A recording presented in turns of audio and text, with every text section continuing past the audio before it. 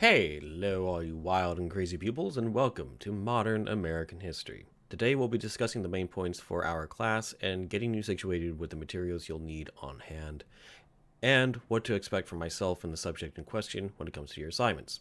Which leads us to our first question. What will we be going over for our coursework? Specifically, we'll be looking at what occurred in the United States between 1865 to the present. Technically, these classes start off at the end of Reconstruction, but I feel this era was the big pivoting moment for the nation, having come right after the American Civil War and setting up everything else that followed. We will be looking at how various communities from across the nation left their mark and how some of the social movements that shaped the 19th century transformed into the movements we now see in the current day. As such, it is imperative to mention how there will be times where we are going to discuss matters which are, for a lack of a better term, controversial and possibly sensitive to you or someone else.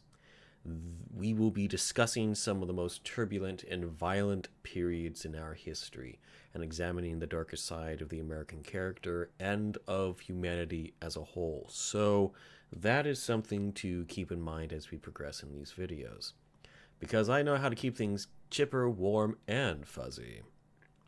That being said, I'll put up a content warning on these relevant topics so you know when to expect them. With that behind us, let's take a look at the books you'll need for your course.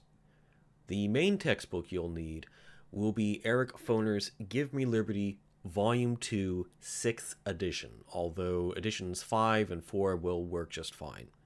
This will be the book you'll use to prepare for the exams we will have over the semester. You will want either a copy of Black Like Me by John Howard Griffin or the graphic novel The Harlem Hellfighters by Max Brooks and Canaan White. These will be the focus of your presentation assignment, which you will need to have ready during the third quarter of our semester, so you have some time to get these books later if needed. Finally, we have a book that I wrote called An Ex-Student's Guide to Academic Writing, which will be the text you'll use for your 8 weekly quizzes. These quizzes and the book itself are to help you hone your academic writing skills, especially if writing is not your strongest suit or if you have just started your collegiate career after finishing high school. And if you're the latter, congrats, we're proud of you. All of these books are available at the college bookstore and in paperback or Kindle through Amazon.com. Also, I know there are PDFs of these texts roaming about on the interwebs, but please do not post those links into the discussion forum.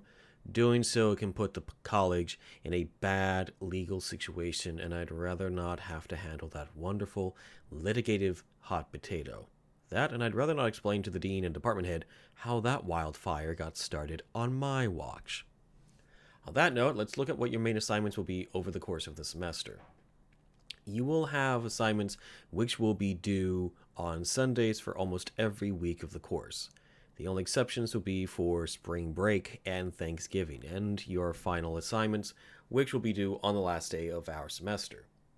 This is to establish a set schedule so you know exactly what days assignments need to be turned in, and to help you in your time management as we progress throughout the course.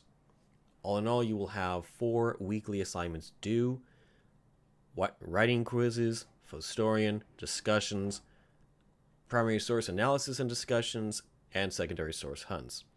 You will also have 4 exams, 2 papers, a presentation project, and finally, you have 3 extra credit assignments: a historical site, historical film, and a historical book, either fiction or non-fiction. Now, before you start panicking, let's go over the assignments in detail so you know exactly what is expected from you once the class begins. Firstly, you have 8 writing quizzes, which you'll need an ex-student's guide to get your answers from or to help you form your responses. As I said before, this is to help you improve your writing craft, so when you're working on your midterm and final paper, the experience should be a bit easier. The other nice thing is, once you're done with these 8, you won't have any more quizzes for the rest of the semester, so you will have less work during the second half. These quizzes are designed to be short in length and completed in around 10 to 30 minutes each. But these are not timed, so you don't need to worry about finishing them under a tight timetable. Next, we have Fostorian discussions. This is to try and help you better spot and avoid promoting false historical narratives usually found on the internet by people who try to advocate for harmful revisionist history or who misuse past events in a way that is detrimental to what actually happened. This will include examples from Reddit, reputed news sites, History.com, pick any of the wonderful several social media platforms, YouTube, and of course, YouTube. The point of this exercise is to show how easy it is to spread exaggerations, misrepresentations, and just upfront lies to a greater public. Hopefully, you'll be able to tell what makes these claims false and to keep yourself, your friends, and family from falling into these traps. For this assignment, you will need to submit an initial post of around 200 to 300 words. Next, you will respond to 2 different posts by one of the other students for your assignment to be complete. Your follow-up post will be around 100 words in length, and this is to help encourage debate among your fellow students and to help better understand these examples of misinformation further. Next, we have your primary source analysis and discussion. For each module, there will be at least one primary source for you to choose from for this assignment. You are able to nominate your own primary source, but you will need to run it by me first before you can post it into the discussion board. Failing to do so will result in a 0 for that submission. For your initial post, you must answer the following questions. What type of document is this? What is the purpose of this document? What do you think the author's message is? What do we know about the author? Who is the intended audience for this document? What event might have influenced the author? What does this document tell you about the author's view on their intended readers? What historical questions can you answer through this source? What questions are still left unanswered through this source? How does this source improve your understanding of this period in history? Once again, you must respond to no less than 2 other posts by your fellow classmates in order for your submission to be counted as complete for this class. While I haven't had this happen in previous classes, it is important to note malicious trolling of any kind will not be tolerated in this course. And I've been on the internet long enough to know what does and doesn't constitute that kind of behavior. Any student who is harassing, insulting, or willfully triggering another student will be penalized for their actions. No excuses. If you see things different with another student, either debate it as adults or agree to disagree. Period. Finally, we have your secondary source hunt. For this assignment, you will use our library's database to find an article focusing on history to aid you in your research for your final paper. These submissions cannot be current news articles, current sports articles, current gaming news, YouTube links to Rick Ashley's Never Gonna Give You Up, articles having absolutely nothing to do with history, articles having absolutely nothing to do with American history, or anything other than our Long Beach City College's collection of academic journals and other writings. These submissions will need to be around 100 words long and include a short abstract or summation on what the article is about. You will also need to use either Chicago or MLA style citations to help you in getting used to using these styles for your papers. This is to help you twofold. Firstly, you will be focusing your research on whatever you might be writing on for your final paper. So when it comes time to writing that bad boy down, you already have some of your evidence ready to throw in there. Secondly, you will be exposed to real-life, actual, honest-to-goodness academic research to help you better know the difference between someone who actually knows what they're talking about and someone spouting nonsense and trite not even pigs would eat. Each of these assignments groups is worth 10% of your total grade, 40% for those keeping count. While they may seem like small fish individually, together they can have a major impact on your marks when the semester comes to an end. So try not to forget them while we journey through this wonderful adventure. Now that that's for your weekly assignments, let's dive into the bigger fish we have here. First, let's cover the exams.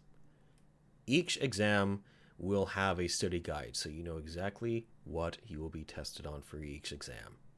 I hated cramming in information, not knowing if it was relevant or not, so I made sure that you guys don't need to go through it yourselves.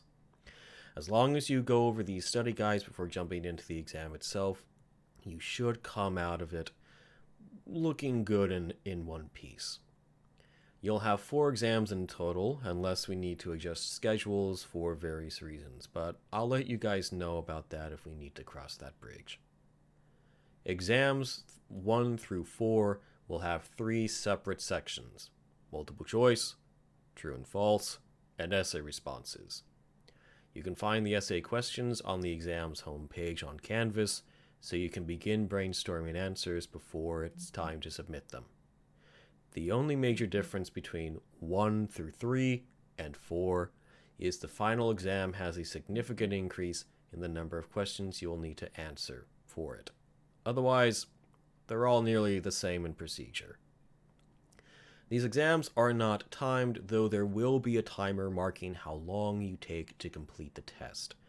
I have never figured out how to get rid of that thing, so just ignore it as best you can and focus on the questions directly. When you first submit your exams, your initial score will be either 40 or less, since the essay responses must be graded by me personally. As long as you submit your essay responses, you should be fine.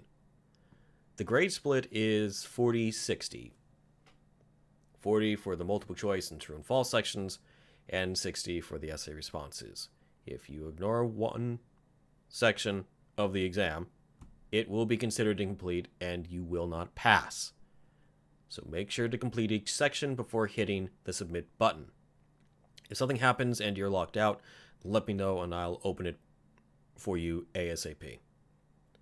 Finally, if you do all 4 exams, the lowest grade will be dropped.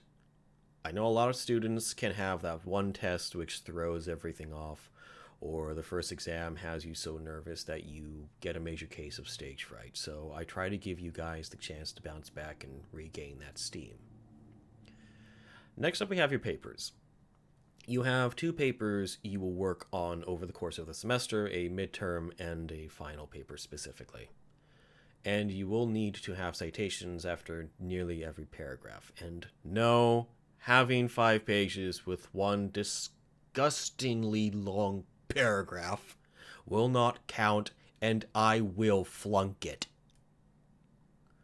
For the midterm, you will pick a chapter from a report on the Wilmington Race Riot and analyze it as a secondary source and the event itself.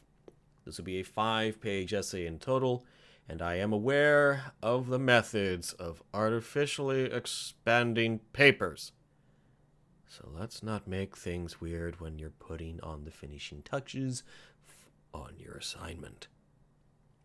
I will say, if you want me to read your work before having it submitted, I'd be happy to read it, so you can get some pointers on what you might need to do to improve it. Now, your final paper is going to be more open, and you can pick from one of the topics we've discussed throughout the semester and discuss what, if any, changes have been made for better or worse. This will be a 10-page essay, and citations are going to be the same as with the midterm. For both papers, you will need to use either Times New Roman or Courier at 12-point font in size. Margins will be at 1 inch, and yes, I can tell when you go in further than that. I do not want these... scratch that. I do want these papers double-spaced, and title pages and bibliographies or works cited pages are not required. I would strongly recommend you not wait until the last minute to do these papers, given the size and care needed to do them properly. Finally, you have your presentation project.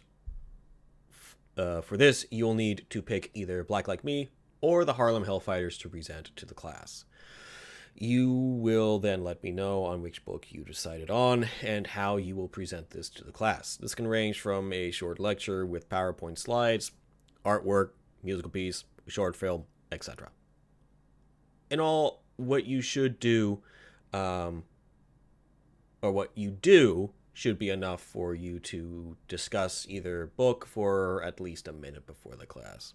If this class is online, then you can simply send me 5 PowerPoint slides, and you will be set for your grade. Now that we've come to the last section of the assignments, the extra credit. There are 3 assignments you could submit, each one worth 5 points to be added to your final grade. And if you opt to do all 3, you can potentially raise your grade by 1 full letter and a half. So the first extra credit assignment you will have will bring you to any historic site of your choosing.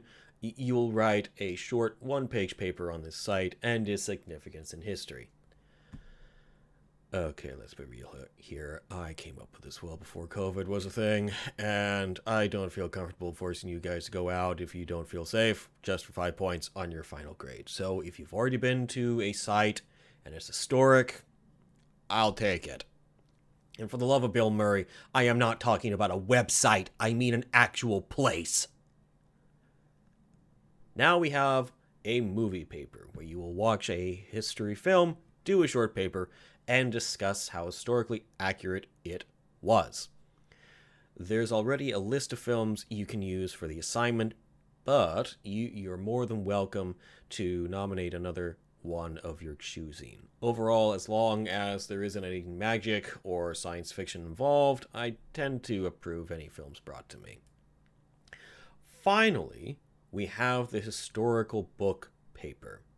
Like the previous 2, you'll read a book, either fiction or nonfiction, published before 2010, and discuss how it reflects the society at that time it was first distributed to the public. In case you haven't noticed, this is a glorified book report. Nothing too intensive, just cover what it's about and what it tells you about the historical period, and you're good to go. So that was a marathon and a half of stuff we went over. I hope this helped you know what you'll need to do for your class, and I'll see you in the next video. Until next time.